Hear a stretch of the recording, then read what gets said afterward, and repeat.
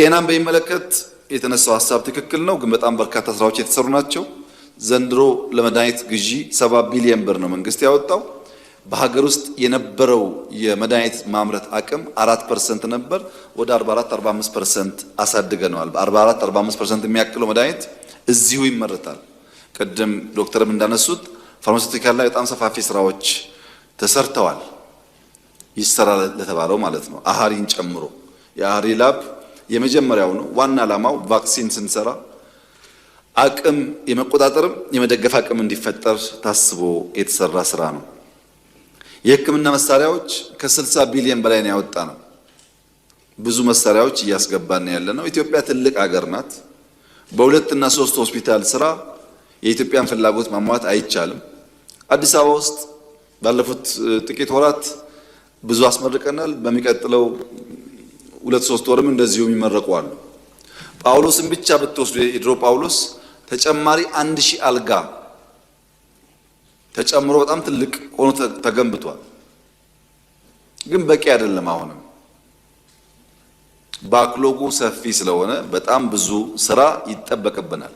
ያም ሆኖ ግን ፋርማሲውቲካል ላይ ሆስፒታል ላይ በነበረው ግንባታ በመቆጣጠር አቅማችን ምክንያት የዓለም የመድኃኒት ቁጥጥር ኤጀንሲ ኢትዮጵያን ማቹሪቲ ሌቭል 3 ብሏታል። ጥቂት አፍሪካ ሀገራት ያሉበት ካታጎሪ ነው። ትልቁ ማቹሪቲ ሌቭል 4 ነው። ምን ማለት ነው? ኢትዮጵያ የምታመርታቸው መድኃኒቶች ለኤክስፖርት ደረጃ ተቀባይነት አላቸው ማለት ነው። እድገት አለ፣ ለውጥ አለ፣ ብዙ ደግሞ የሚቀር ነገር አለ። ብዙ እሱን አበክረን በመስራት ኢትዮጵያ ውስጥ ውጤት እንደሚመጣ ተስፋ እናደርጋለን። ከሚቀጥሉት 5 ዓመታት ስራችን አንዱ በውጭ ሀገር ደረጃ የሚታዩ ጸዳ ያሉ የሕክምና መስጫ ተቋማት መገንባት ይሆናል። ወባን በሚመለከት ወደ 14 ሚሊዮን አጎበር አሰራጭተናል። በነፃ የምናሰራጨው 3 ሚሊዮን ቤት ገደማ ጸረ ወባ ተረጭቷል። ለመጀመሪያ ጊዜ በ58 ወረዳዎች ክትባት ሰጥተናል። አዲስ ነው። ከዚህ ቀደም ክትባት አልነበረም ለወባ።